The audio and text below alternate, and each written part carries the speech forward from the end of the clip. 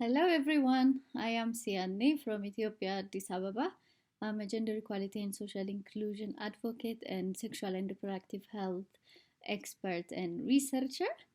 I'm very thankful for the organizers for bringing us all together to speak and discuss about gender equality in the context of the current African situation. And I will also speak particularly in the context of Ethiopia, my country.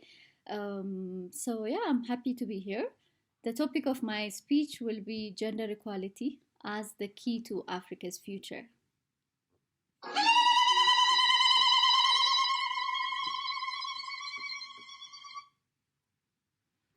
In many parts of Ethiopia, the birth of a boy is celebrated with 7 ululations, while a girl only received only 3. This seemingly small difference marks the beginning of a lifelong gender bias that favors men over women. Societal norms place greater value on boys, shaping their opportunities in education, economic participation, and leadership, while reinforcing barriers for girls. These biases accumulate over time, limiting women's potential and perpetuating gender inequality across generations. Despite their critical role in national development, women in Africa continue to face widespread discrimination and violence solely due to their gender. Gender equality is not just a human right and a matter of social justice. It's a crucial foundation for sustainable development, peace, and progress. Achieving this vision requires long-term commitment, such as Beijing Declaration Platform for Action, to build a more just and equitable society. The Beijing Declaration serves as a global agenda for women empowerment, emphasizing the need for women to play an equal role in economic, social, and political decision making. As we approach the 30th anniversary of the declaration in 2025, it's important to recognize the progress made while acknowledging that we're still far from achieving its goal. Since the Beijing conference, Africa has made significant strides, particularly in social sectors such as education and health. However, persistent challenges remain in the economic empowerment and political participation. The 2023 African Gender Index highlights that women in Africa score just 50.3% in gender equality across economic, social, and public representation areas. This is only a modest improvement from 48% in 2019. Women have made notable gain in social areas, including education and healthcare. For example, some progress are also observed in Ethiopia. We have achieved progress through legal reforms and policy change, such as constitutional guarantees of women's rights, establishment of a dedicated women affairs ministry, and reforms in the family law, such as women's right to land ownership and criminal code. Women political participation has also increased significantly in Ethiopia, with female representation in the parliament rising from 6% to 42% during the post Beijing, alongside a 50% quota in the ministerial cabinet.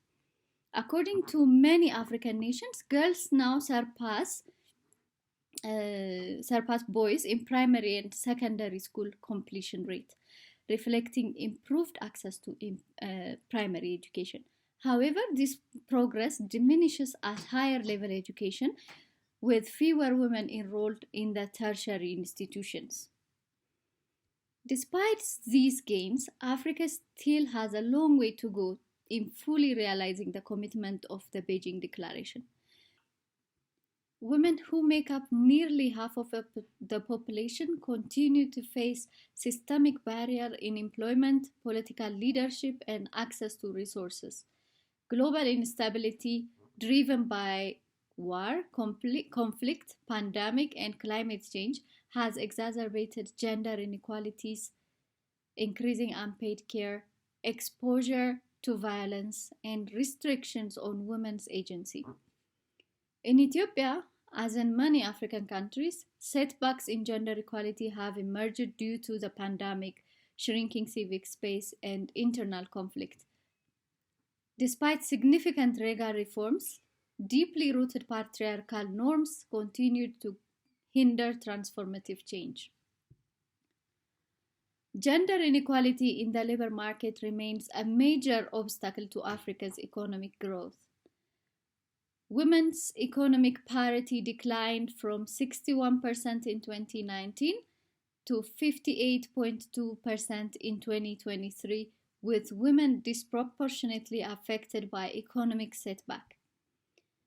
Despite playing a significant role, particularly in agriculture, women often occupy low-paying jobs working under difficult conditions and face systemic barriers to accessing resources. Women earn about 70% of every dollar earned by men, with limited access to financial services, job security, and social protection. Without targeted policies to close this gap, gender disparities will continue to hinder Africa's sustainable development.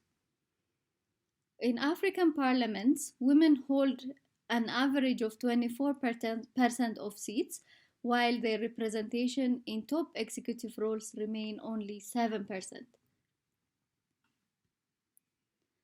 Local governments are often entry points for women in politics, yet only 21% of African council positions are held by women. However, notable exceptions are there, such as Rwanda, Namibia, South Africa, Senegal, and also Ethiopia demonstrate progress with high female representation in their parliament.